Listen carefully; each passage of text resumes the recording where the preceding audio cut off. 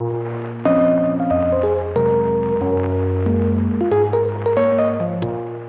you all so much for joining us. My name is Vanessa. I'm the co-host of the Urban Roots podcast, and I'll be your host today. I'm just going to open up the agenda for today, which I'm going to quickly go over. So thank you again for joining us. The first few minutes, I'm just going to let you know what's in store for you today, which I think you'll all find very exciting and interesting. So we're going to start off with some introductions. I'll introduce you to who we are as the Urban Roots podcast, who our panelists are, our esteemed panelists. Then I'll be moderating a discussion with our experts as I'm asking them questions. And if you have questions that come up in your mind and you want to know about, feel free to use the chat feature. My wonderful co-host Decca is going to be monitoring the chat. I'll introduce her in a moment too, but she'll be monitoring the chat so that towards the end of the event, around 5:10-ish, we'll open it up for audience questions. So either put them in when you think about them or wait till the end. Either way is perfectly fine, but we really want to know what you're thinking about, what you want to know more about. So I'm going to dive into the introductions. So Urban Roots, the podcast. What is it? We are a narrative documentary podcast from Urbanist Media, which is an anti-racist community preservation not-for-profit. We unearth histories of women, of people of color that are in danger of being forgotten. We had a really fascinating season 1 all about African-American neighborhoods in Cincinnati. And for season 2, we went beyond Cincinnati and highlighted stories in Brooklyn, like Greenwood, which you'll hear about today. We also did some episodes on Los Angeles and Indianapolis, and all of season 2 is actually out now. So you can go stream them wherever you listen to podcasts. Who is Urban Roots? It is I, as well as these two lovely people on the screen beside me. I'm Vanessa. I'm a New York-based journalist. You might have heard me on some other podcasts that I do, City of the Future, Uncertain Things. Decca is my fabulous co-host. She's also the person who came up with the Urban Roots idea. She's a historic preservationist in Cincinnati and was very tired of seeing historic preservation not take into account places that are significant to people of color. And that kind of inspired her to start Urbanist Media, the not-for-profit, and Urban Roots, the podcast. Decca, you want to say hello to the people? Hello, people. Thank you all for coming. And Connor Lynch, last but not least, member of our team here. He is the one who takes our scripted words and turns them into sound-rich audio. He brings his documentary filmmaking to bear to make it into, dare I say, art. Connor, do you want to say hello to the peoples? Thank you, Vanessa. Hey, everybody. How's it going? So that's us. That's Urban Roots. And I'm about to introduce you to our panelists today, our two experts. But I'm just going to keep the tension building, keep you on the suspense, on the tips of your toes here. And before I do, I would like to play a clip from the episode about Greenwood Cemetery. In this clip, you'll hear from Jeff Richman, who you'll also hear from in virtual real life in just a moment. And in this clip, he's describing how Greenwood kind of got its start, and he'll refer to the rural cemetery movement, which I'm not going to explain right now because you'll hear about it in the clip, and Jeff will also probably expound upon it. But this is actually the way that Decca and I came upon the idea for this podcast in the first place. Decca was researching about the rural cemetery movement and was like, hey, have you heard about this amazing moment in American history, or not even American, global history? And she mentioned, hey, Greenwood is one of these cemeteries. And I, who am a New Yorker, love Greenwood, had been there millions of times, but didn't know the history of the rural cemetery movement, didn't know about the freedom lots, which we'll get into later. But yeah, that's how we came to this subject in the first place. So I'm going to play a little bit about the rural cemetery movement and Greenwood's beginnings, and then we'll launch into our panel discussion. The first so-called rural cemetery was Père Lachaise, built on the then outskirts of Paris in 1804. The next one was in England. And then that idea comes to America in 1831, Mount Auburn Cemetery, Cambridge, Massachusetts, servicing the city of Boston. The idea wasn't just to keep the living safe from the dead. It was also to keep the dead safe from the living. A speech at Mount Auburn's dedication in 1831 shows the thinking at that time. Here's Jeff reading an excerpt.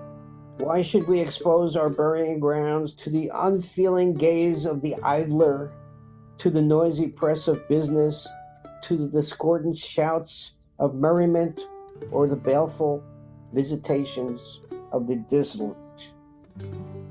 And so the impetus there is very much the idea of separating out and honoring the dead and not allowing them to be part of the hubbub, the commercialization, the noise, the urban problems, and get them out into a different space. A few years after Boston got its first rural cemetery, Henry Evelyn Pierpont, a businessman from a wealthy family in Brooklyn, decided he would create New York City's first rural cemetery based on the Mount Auburn model. In 1838, he purchased 175 acres just south of what today are the Prospect Park and Park Slope neighborhoods. At the time, of course, they weren't really neighborhoods at all, just woods and grazing land. And because Pierpont wanted Greenwood to serve everyone in Brooklyn, he, from the beginning, set aside some land in the cemetery for the public lots. He also wanted this to be a destination that would draw people not just from Brooklyn, but across New York City and the world. So he commissioned the creme de la creme of architecture and planning. For example, he hired Richard Upjohn, the architect famous for designing Trinity Church in downtown Manhattan, who created Greenwood's main gatehouse in a signature Gothic Revival style. He also hired David Bates Douglas to design the cemetery's landscape with artfully meandering pathways and lush vegetation. Remember, at the time there was no Central Park, no Prospect Park. So when it opened, Greenwood was one of the very few public places Manhattanites could go to escape the city and be in nature. At first, few people wandered the grounds, but over time, politicians, celebrities, and socialites chose Greenwood as their final resting place. Once the public started visiting, they loved it. Greenwood becomes this great attraction where people can get out of the urban center and commune with nature, enjoy grass and trees, and in turn have a religious experience. As you're communing with nature, you are communing with God at the same time. By the 1850s, Greenwood is attracting 500,000 people a year. After Niagara Falls, it was the nation's second most frequented tourist destination. Okay. I'm gonna let the music first fade so-called- out. Okay. So with that, you heard a little bit of Jeff before, and now you're going to hear a little bit more. So Jeff Richman has been Greenwood's historian since 2000. He is the author of many, many books that would not fit into this tiny little blurb. But so I only called out one, which is Brooklyn's Greenwood Cemetery, New York's Buried Treasure, which you should all check out. We also have Neela Wickremesinghe, who is Greenwood's Director of Restoration and Preservation, and has worked at the cemetery since 2016. She's worked restoring, resetting, and managing its vast monument collection, which you heard about again a little bit in that clip. So thank you both so much for joining me. If you're not already unmuted, would you mind unmuting yourselves, and I'll dive into our conversation. Connor, would you mind pinning the good folks? All are pinned. Fabulous. All right, Jeff, Neela, thank you so much for joining us today. Thanks for having thank us. you. So Jeff, I'm going to start with you because I just played that clip, which featured you, and Neela, don't worry, I'm going to get to you in just a moment. But Jeff, would you mind telling the good folks how you came to be Greenwood's historian? And is it something that you had always thought about becoming, or was that a later revelation?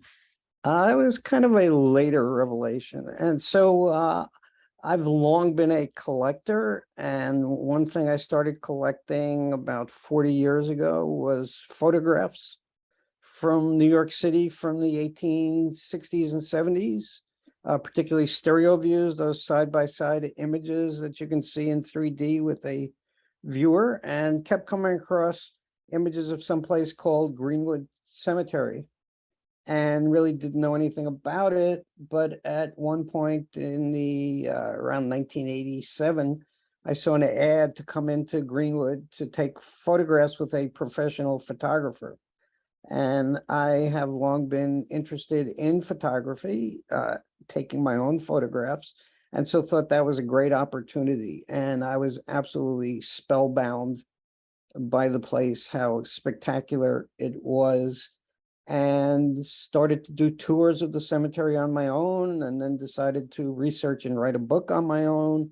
And fortunately, the cemetery picked that up. And so by about 2000, when the cemetery had started a historic fund, I started working there 1 day a week and moonlighting for my job as a criminal appeals attorney.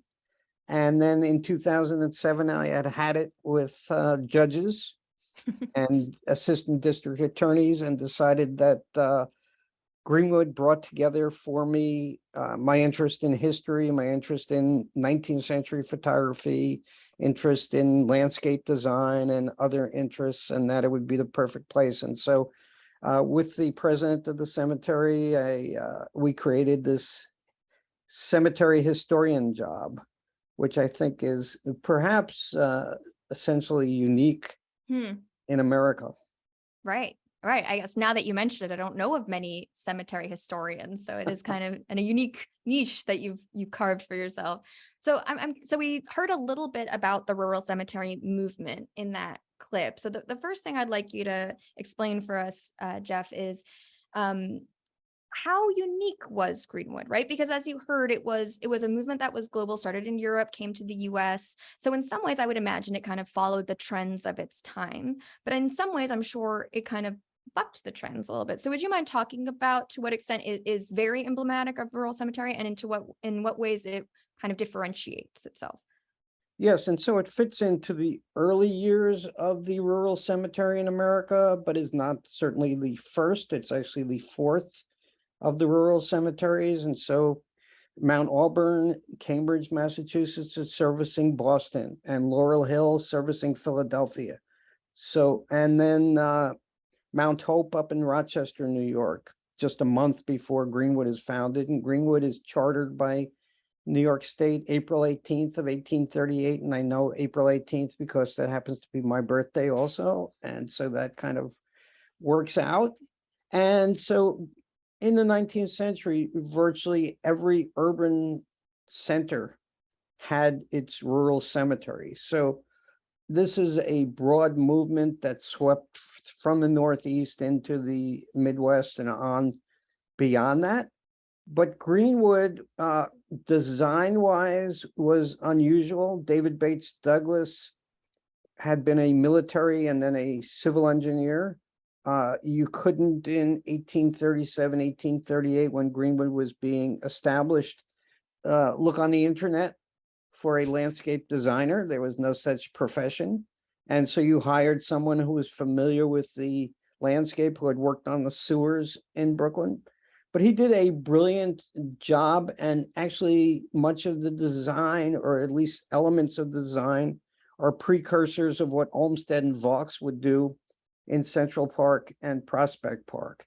And so, for instance, the winding paths and roads, Père Lachaise, which had been the first of these outside of Paris, many of the roads are right-angled, similar to what we have the grid in Manhattan. That's not the case with the roads that were laid out in Greenwood. So they're winding roads. And the idea was that it would be a voyage of discovery for visitors, that you would come in, and unlike standing in Manhattan on 34th Street and looking from river to river and seeing in the distance, your vista was cut off by these winding roads. And so there would be a surprise around the bend that you could explore and discover on your own. Was it going to be an obelisk or an angel or a bear or something else? And so that was part of the design. And Douglas also did these mounds on the sides of the roads, which is very unusual. And the idea was to kind of separate out the traffic, which you see that element in Central Park with the transverses, but to also alter, to elevate the gravestones so that they're essentially at eye level and honored in that way. So it was really a brilliant element that he did there. And Greenwood quickly became, by the 1850s, this huge tourist attraction. Charles Dickens visited, the monarch of Hawaii visited. It was a place that people internationally knew about because it was considered the most developed of the cemeteries in terms of scope and size, and also the most varied of the cemeteries in terms of being on the hills of the terminal moraine left by the glacier thousands of years ago, and also the glacial ponds that had been left at the cemetery. Right. I mean, I do think that for New Yorkers or anyone who's visited Greenwood, that is one of the things that is so remarkable about it, that sense of discovering, of not knowing what's going to be around the corner. And like I mentioned at the beginning of the event, when I went, I was very bowled over by the angels, the obelisks, the mausolea. And so I want to actually use that as an opportunity to play our next clip, which I think will be a nice introduction to Neela and Neela's work, where in this clip, kind of Decca and I are talking about basically talking about just this, that this is what you associate with Greenwood when you read about it in the history books and when you go there your first time. But there is actually a lot more to Greenwood that you may not know off the bat. So I want to use this clip to get us into Neela's work and the Freedom Lots. So let me just see if I can't get us to the next slide. Okay, here we go. What's amazing to me about Greenwood is all the Gothic architecture. Mm-hmm. Oh, yeah, completely. I mean, walking around, seeing all these angels on pedestals, these obelisks going into the sky. I mean, I even saw mausolea with serious, like, Notre Dame vibes. Plus, the fact that Greenwood has lots dedicated to African Americans is pretty extraordinary. Wait. Tell me more, because I haven't come across those lots any of the times that I've been to Greenwood. Well, you might have missed them. See, the grander graves and mausolea, those are the private lots. But there are also public lots, and that's where the cemetery's African Americans are buried. Okay, so how do I tell the difference between private lots and public lots? You know, I could tell you, dude, but honestly, there is someone at Greenwood who I think should show you instead. What you do here? I'm Neela Wickremesinghe, and I'm the Director of Restoration and Preservation here at the Greenwood Cemetery. Neela described the difference between the private lots and the area where we were standing, which was more sparse and with smaller gravestones. So it's just like any other rule of real estate, right? You want to be up on a nice hill, you want to be where you can have your family next to you. But if you want to be in Greenwood and you want to take the most affordable route, you could be buried in a public lot. Back in the 1850s, a private lot would have cost you around $100 or about $3,000 in today's money. But a public lot, which allowed for several burials at different depths, went for only $5, so about $160 in today's money. Greenwood recently inventoried the graves and found that about a third of the people buried there are in public lots. But unlike the private lots, which tend to be more preserved and thoroughly documented, the public ones are more run down, with fewer clues about who rests there. You know, big mausoleums, big obelisks, those are easy to recognize, right? It takes a little bit more time and effort to look down and read a headstone that's small, but that doesn't mean that there isn't information to be gleaned from. Neela tries to tackle public lots whenever she gets a chance. And in 2017, she asked a colleague of hers to recommend a section of the public lots badly in need of preservation. Neela's colleague told her that there was a part of the cemetery known as the colored lots. But, you know, I'm sure there's some work that needs to be done there. And I was like, great. She went to check out the site, but was discouraged by what she saw. For the past 170 years, the gravestones in these 7 lots had sunk into the ground, broken, or disappeared completely. In some ways, Neela was too late. But with luck, she thought, she might still glean some new information, still save some headstones, and still uncover some stories. Okay, on that teaser for the rest of the episode, I'd love to turn to Neela, and I know that that little part of the episode makes it sound like you were the lone warrior going forth to preserve and save the freedom lots, but I know that you worked with a lot of people to help you do this important work, so I am going to ask you about that, but I do want to give folks a chance to get to know you a little bit more before we do that.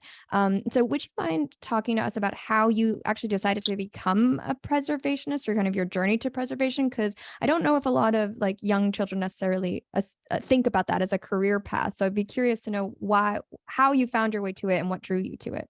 So as a young kid, I definitely was thinking about preservation, and that's not a joke. That's for real. And I think that maybe Decca, you could, I see you shaking your head, because that's no one becomes a professional preservationist if they could have something else to do. It feels like the only way. So I think that my story also began in 1987 because that's when I was born.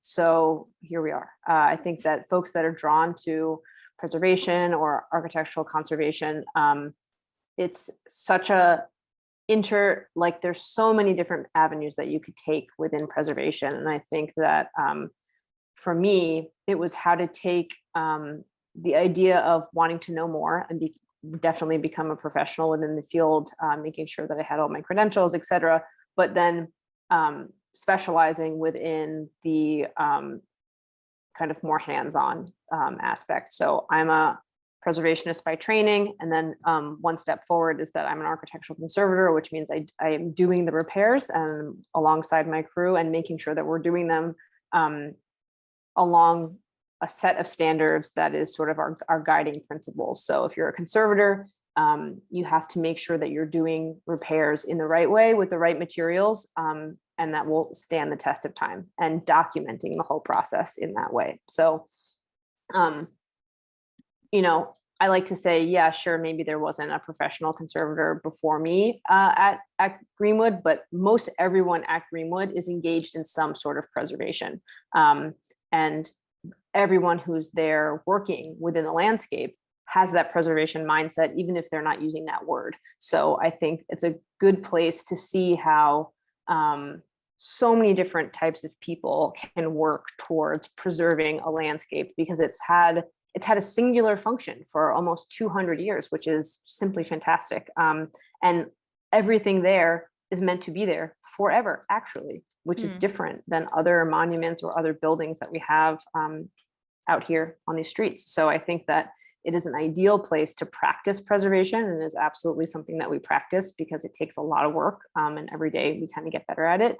But when I first came to Greenwood, I was coming from a construction background, an interior restoration background, which many conservators are working in the private sector on landmark buildings, et cetera.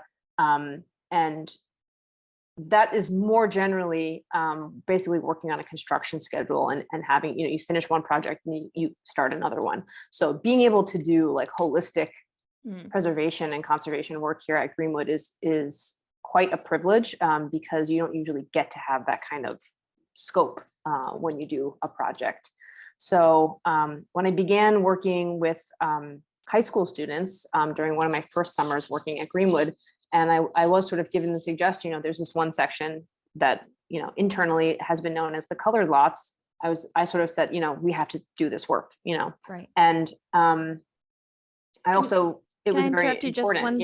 Yeah, because I want to get into this now more, and just to quickly reflect on what you were saying before. As you were saying, it's very hands-on work. It's physical work and labor to preserve these places. So you said that someone had mentioned to you that there were this section of the cemetery at that time known as the colored lots. So why was it important for you to tackle this section? And can you describe like what the preservation challenges are like for example, public lots as opposed to the more private lots? So I think in general, public lots they're very crowded in terms of burials, but they are very sparse in terms of monuments. So they are full. And if they weren't full, we would have figured out how to sell those, to new families that wanted to have someone buried at Greenwood, but they are full. So you might walk around some of these sections and say, wow, it's almost like these are empty, but they're not empty. They just have very few monuments. And that could be because, number one, the family could not afford a monument. Maybe it was a wooden cross. Maybe it didn't work. It didn't last over many, many years. Or like in many cases here at Greenwood, especially, is that the monument was put up without a foundation. And so if it had fallen over or got tilted over time and decades and decades and decades, it's simply sunk into the earth, which means it's not gone. We just have to sort of look for it. And this is a really good graphic to look at, because you can see the lot map here, the sort of cyanotype kind of image, and that shows us the layout of the separate lots. It shows us the street borders that were there that are still there. And it also shows us these little squares within the grave plots that show us where the monument should be. So you can see that even if all the monuments were there, there's not a lot in this section.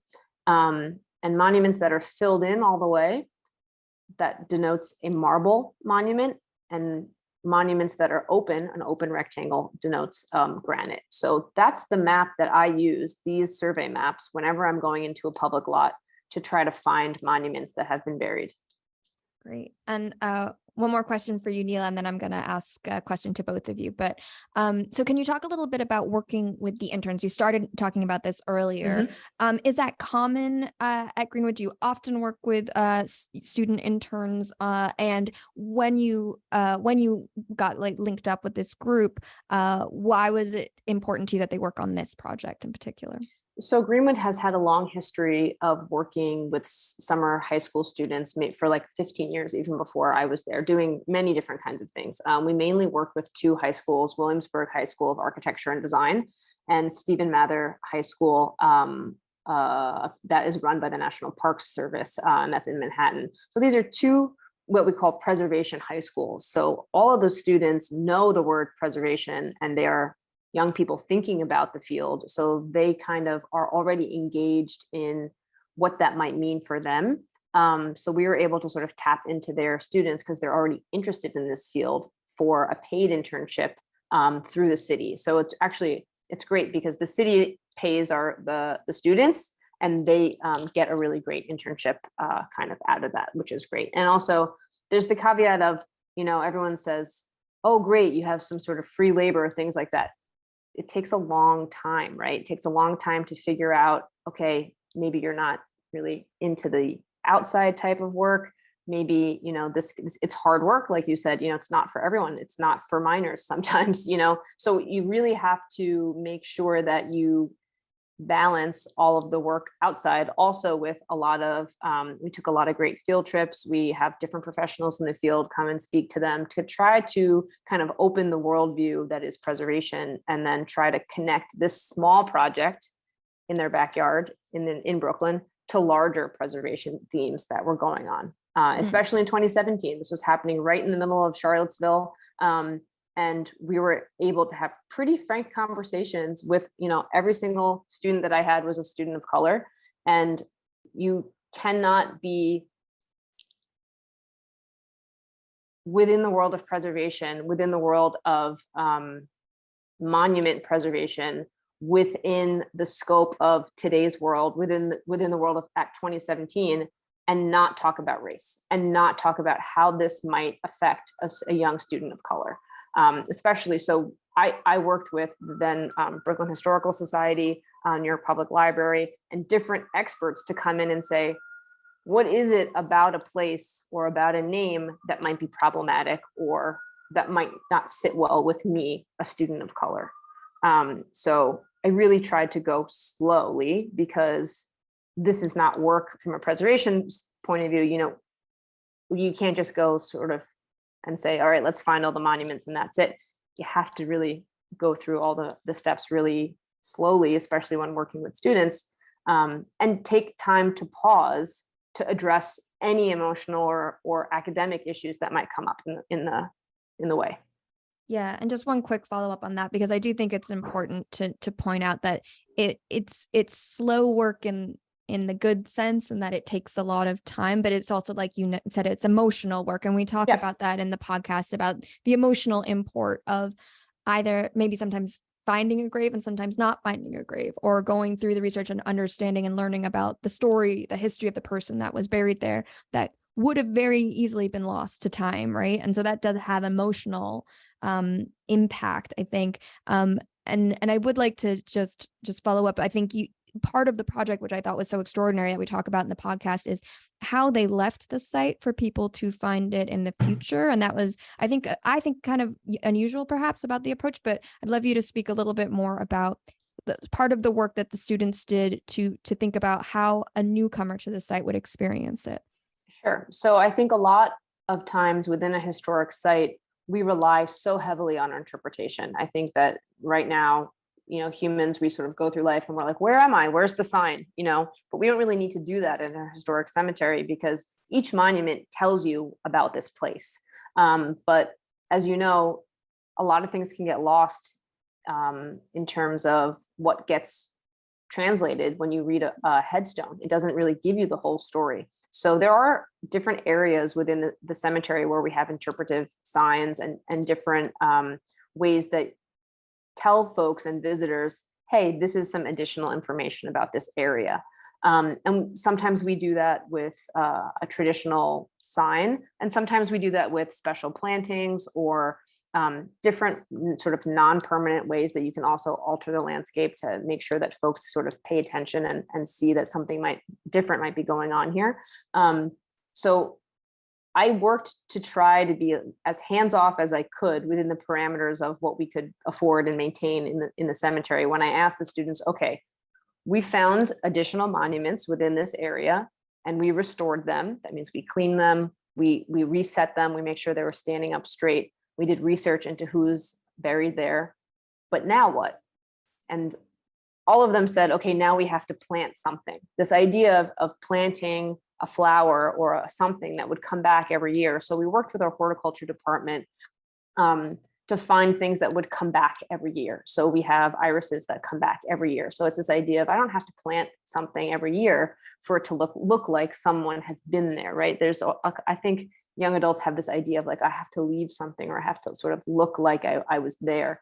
And many people think sort of ascribe to that when it comes to funerals or visiting a cemetery. So that's one thing that the students sort of insisted upon, is that there should be some sort of horticulture gesture within these lots. And also we were able to put together some really nice, very simple interpretive panels to tell more about the work that they did and kind of, immortalize their work a little bit in this process, and also highlight some of the individual stories that we found within our preliminary research.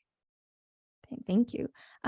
Jeff, I'd like to ask you a little bit about the kind of the context of Greenwood and African Americans buried there. I mean, so we mentioned earlier that there was a difference between public lots and private lots. These particular colored lots was where you found a lot of African Americans buried. Are there African Americans at Greenwood that aren't in these lots? And what would do you know why someone would be buried here versus in the rest of the cemetery? Yes, I think it was primarily economically driven. And so one thing in terms of identifying people of color at Greenwood, like I think virtually all rural cemeteries in America, for whatever reason, did not record race as part of the information that they recorded as people were being interred. And so there is no database to which we can go today and say, okay, let's sort out all of the people of color and let's research them. And so it has been a matter of essentially one at a time, simply reading about someone of color and then running their name through our database and seeing if we have a match.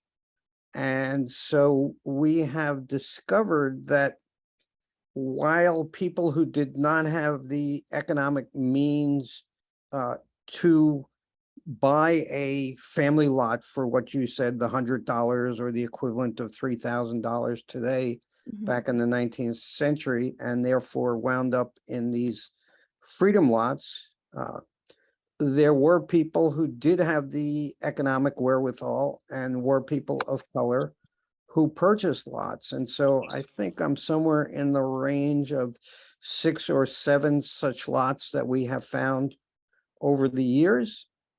Samuel Cornish, who was the co-publisher of Freedom's Journal, which was the first African-American newspaper in America. He purchased a lot in the 1850s for his family. There are about a dozen people, all of color, in that lot. Jeremiah Hamilton, who has been described as the first Black millionaire in America. His biographer, who lives in Australia and is a professor of Black studies in Australia, wrote an opinion piece in the New York Times a number of years ago. And so I just happened to look the name up, and lo and behold, there he is at Greenwood.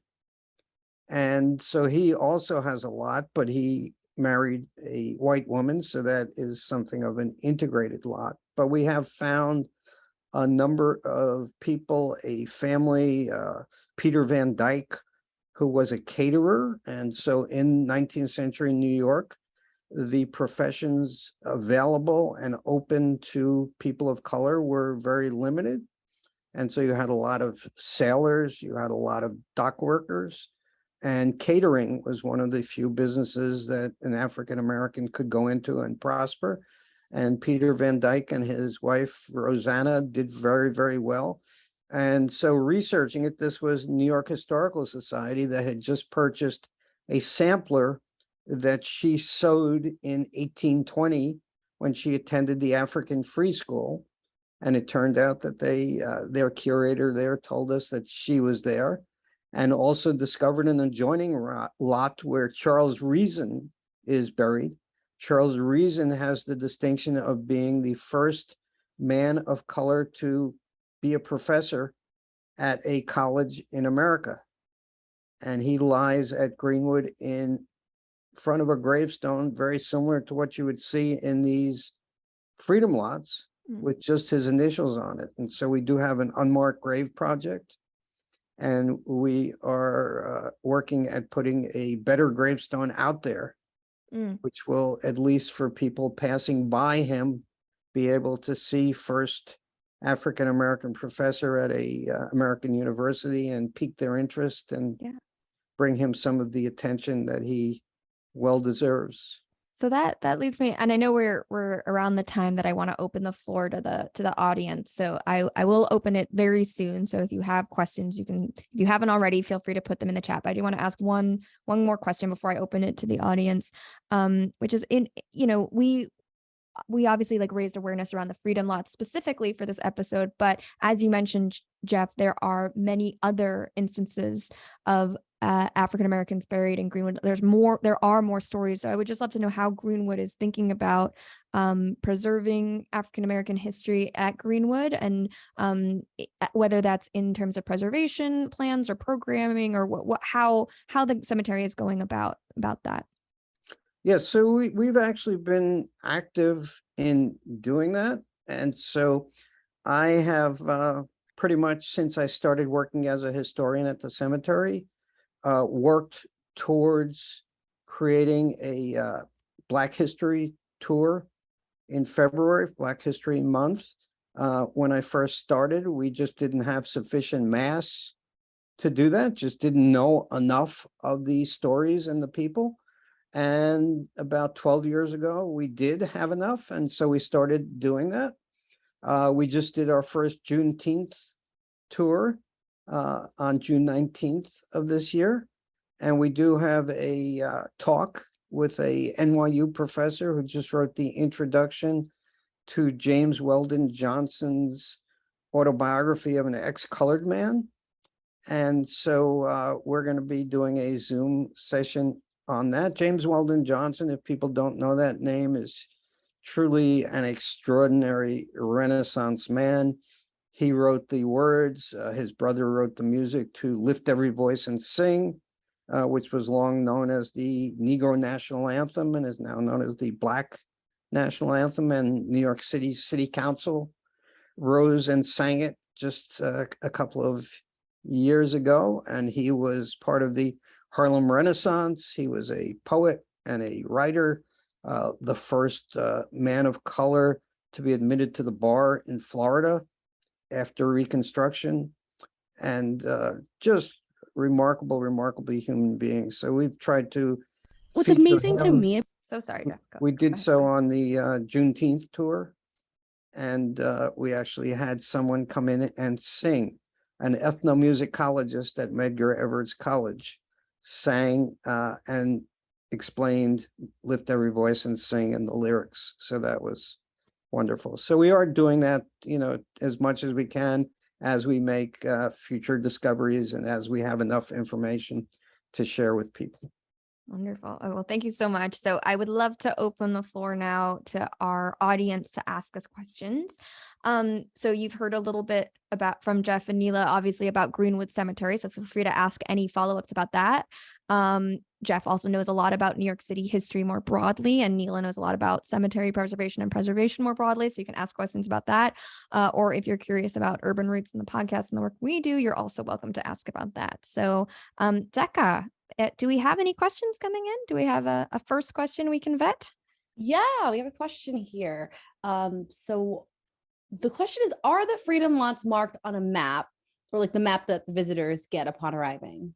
Yes. So we had a few years ago, we had a new printing of our map, our visitor map, and it is prominently located for visitors, and you're able to sort of get walking directions from the front gate. So yes, it is absolutely marked on a map. And then we have another question that somebody just sent directly to me, and it is asking about the ArcGIS link that was posted.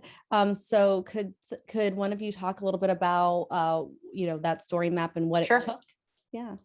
So what is, and for folks who don't know what ArcGIS is? Sure. So we use GIS. GIS is Geographical Information Systems, which is what we all have in our pocket now for Google Maps and all that kind of stuff.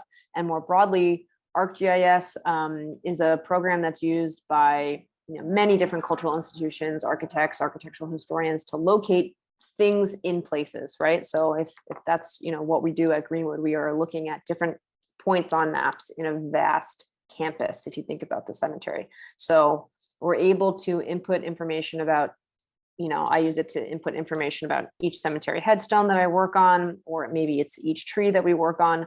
And then that software allows us to make pretty simple, I use simple because it of course still takes work, allows to sort of make a little bit more interactive displays. And that's another question, another decision of interpretation, is how to show digital work. So we're able to use the ArcGIS story map to show the work that was done, and then we're able to highlight that on our website.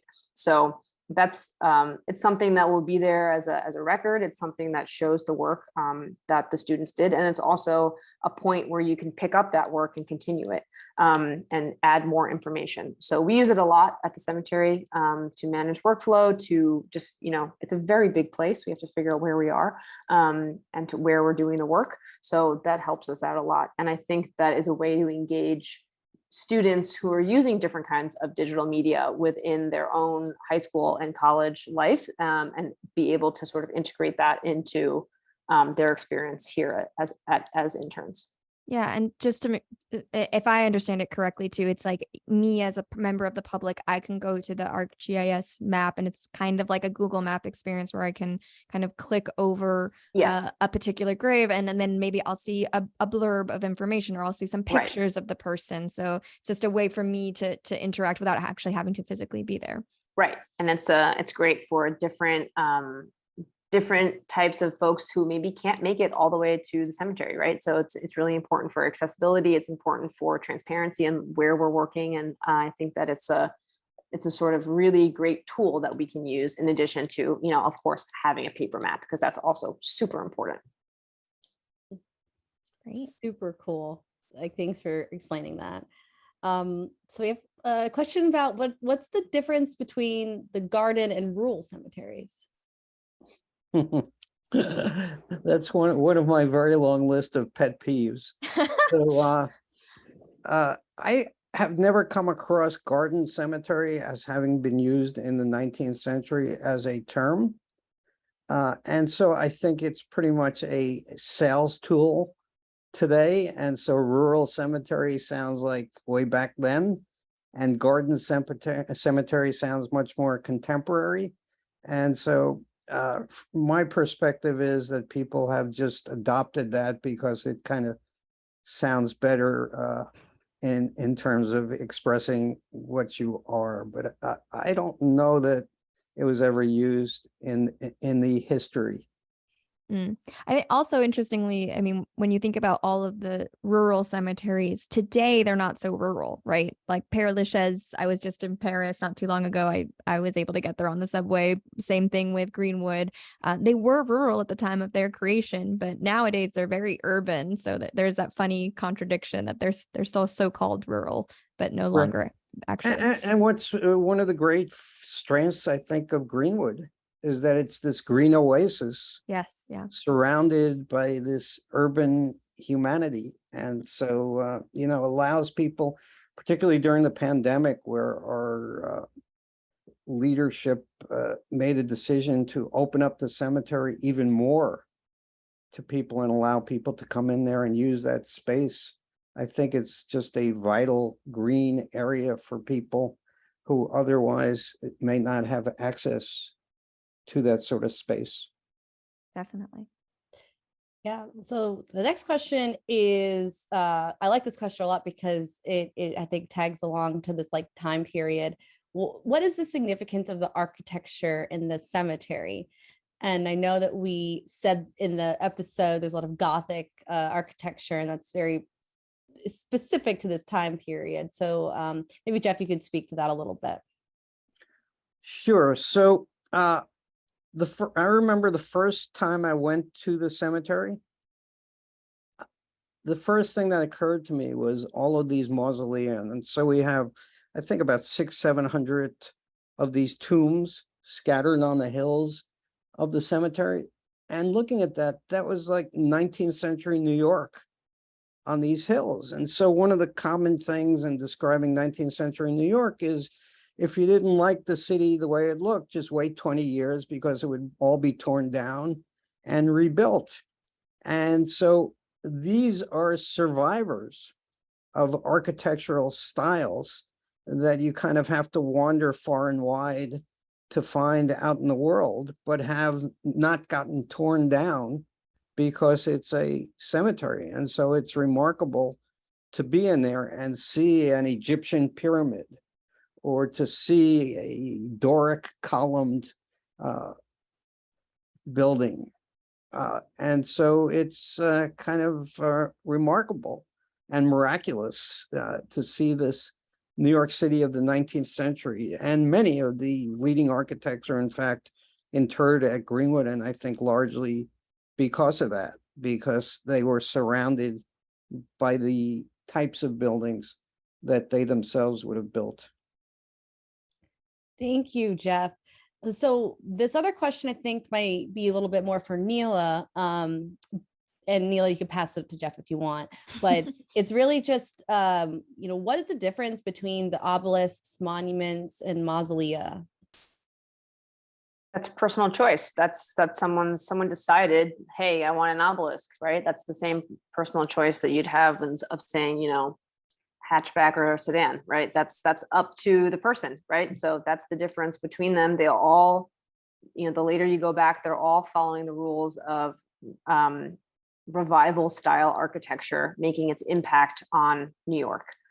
So that's sort of the tying theme. You could even see that today. We still have new mausoleums being built, and for some reason they're all in the neoclassical style. It's weird. It's just because that's what still tells people grandeur, still speaks to cemetery architecture. So that's someone's family making a decision on their behalf of what they want, or that's following someone's final wishes of saying, I want this. I mean, all of those different types of monuments are similar because sometimes they're made out of the same material, or they're all commemorating someone. That also makes them all similar, but they still took so much expertise to put together. They all had to get there from, this is granite coming from New Hampshire, Vermont, Maine. This is Tuckahoe marble coming from Inwood, in Westchester County. We have some Tennessee marble, pink, coming from Tennessee. We have Georgia marbles coming later.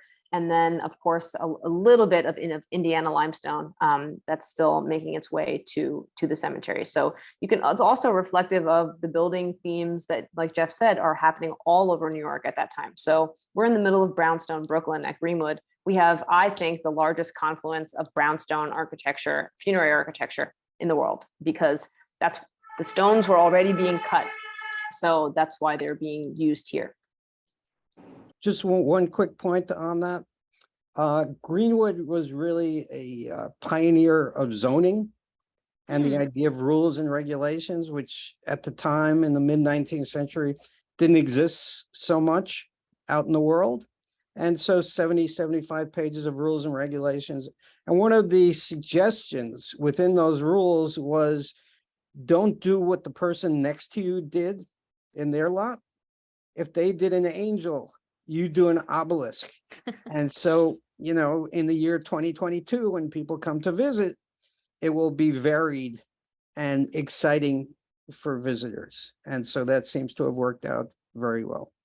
That's interesting. Could one of you describe like the actual, like, what is so we know monument, it's kind of, that's more obvious, but obelisk versus like in mausolea. A mausolea would be a bigger, right? So a mausoleum is like a mini house. It's a mini stone building that has been the sort of iconic tomb since the Romans and the Greeks, right? And then an obelisk is a very tall, you know, sort of pyramidal spire that is one whole monolith of stone on top of a base. Neat. Thank you for explaining that, because I feel like those terms are not really familiar to everybody who doesn't necessarily work in preservation or cemeteries. So thank you for that. And then Neela, you know, what are some of the tools that you use to recover or uncover the sunken graves? Shovel and spade, learning how to use them properly and when not to use one and when to use the other. We also use a soil probe to figure out where things are. And those are the big ones. Those are the tools that we use to recover monuments, and also documentation is key in that. You know, if we were just looking to look, it would take us forever. But thankfully, we have documentation to look at that guides us where to look for these monuments. Decca, I know we're running low on time. I did want to ask like some final closing questions, unless there's a burning question from the audience that you think is important. No, I was just about to say, I think it's time for us to for a closing. Yeah. Well, okay. So I was going to ask you all to share like your favorite story about Greenwood, but I feel like people should just go to Greenwood and take a tour. And what I would actually like to close on is just why it matters. Like, why does it matter to preserve African-American graves at Greenwood, but also its cemeteries around the country? And I don't know who wants to take the question first, but I would just love to hear from both of you why this work is important. All right, well, I'll jump in on that. I think it's important for us to understand that people walked the face of the earth before we did, and that what they did is important to our lives, that affects our lives, and we can learn from their mistakes and learn from their triumphs, and that a cemetery is an opportunity to discover these people, that they're having walked the earth for how many years they may have been here, is memorialized in one place typically, and one place only, and that's at a cemetery.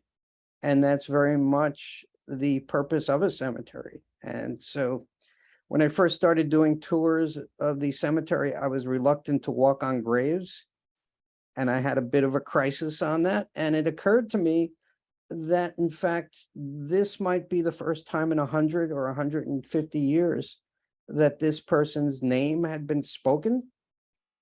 And I thought it was a wonderful opportunity to do that and to remember them and what they had done. And so I think that Greenwood, in a lot of ways, offers people a unique opportunity to have that experience, to stand at the grave and in the presence. You know, the late David McCullough, who died recently, he visited Greenwood, and I had the pleasure of taking him out on the grounds. And we went out to Dr. John Greenwood, who was George Washington's dentist. And I remember McCullough saying, "I am honored to be in the presence of this great man." And, you're in the presence of these people when you're at the cemetery and at their graves, and you see the gravestones and you see what their family thought of them in writing their epitaph. And so I think it's just a unique way to remember and to get some sense of where we are, in this cosmic world, and perhaps where we're going. Thank you so much, Jeff. Neela, same question to you.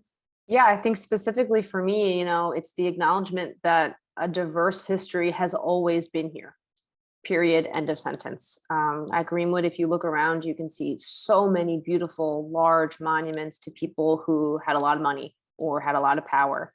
But right there next to them or across the street is someone who almost had nothing. But it is as important or more important to do the work to learn about their history, to learn about what it meant to be a Black American at any point in this nation's history, what it meant to be queer in this country, what it meant to be anything other than the people who have all the bells and whistles all the time and who get all the attention.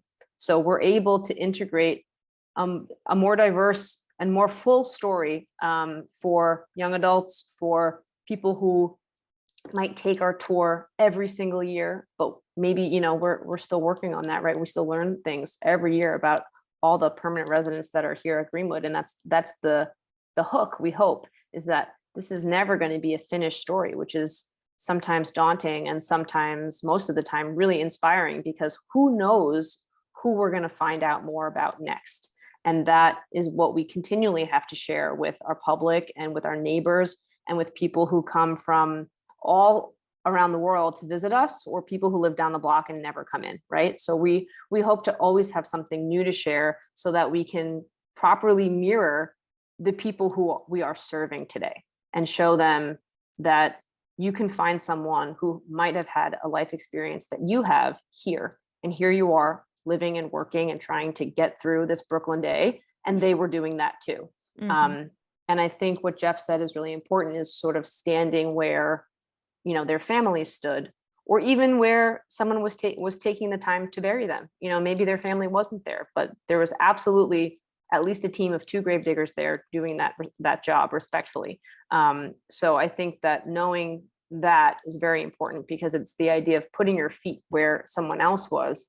And that continuity is really, really cool. And I think so much of preservation is trying to hold on to that continuity, especially within urban spaces. And sometimes we just can't do it, but in this space, we absolutely can.